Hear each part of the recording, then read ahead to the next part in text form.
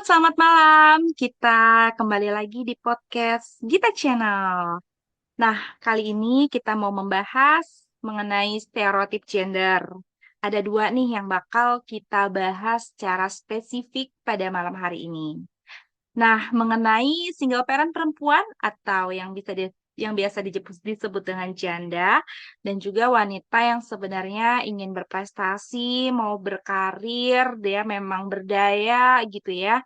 Yang mana sebutannya mungkin saat ini yang paling populer adalah perempuan yang ingin menjadi wanita karir. Oke, sebelum kita masuk ke podcast aku sama Valerie malam ini, kita akan simak wawancara dan juga cuplikan berikut ini.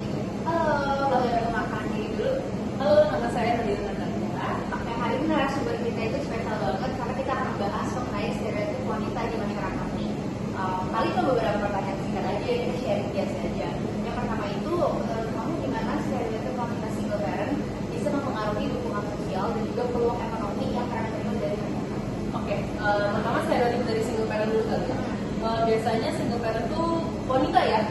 Banyak yang mikir kayak wanita tuh kalau misalnya single parent agak sulit ya karena mereka harus berjuang demi anak-anak kayak gini demi dirinya sendiri.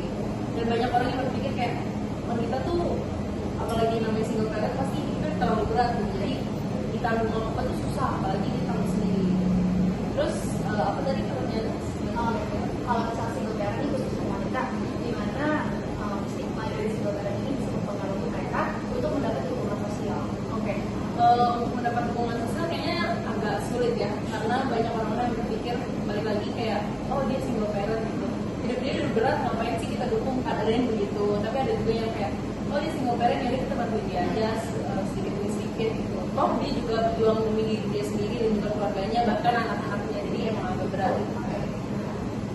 Kalau misalnya dari segi misalnya nih, kalau kenapa ya di masyarakat itu wanita lebih direndahkan gitu daripada pria? Misalnya kalau misalnya kita dengar wanita yang single parent kan dia namanya janda. Iya. Tapi kalau misalnya pria nih yang single parent kan nggak ada nih istilahnya apa. Iya. Jadi biasa aja gitu. Nah menurut kamu itu kenapa?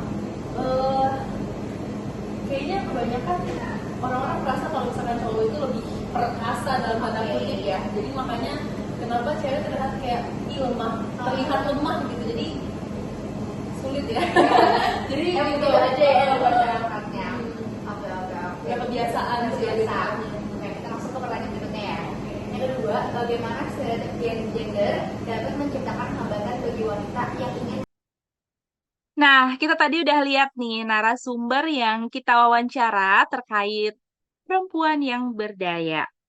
Nah, yang tadi udah saya bilang sebelumnya, perempuan yang berdaya. Yang pertama mengenai wanita yang single parent atau yang disebut dengan janda.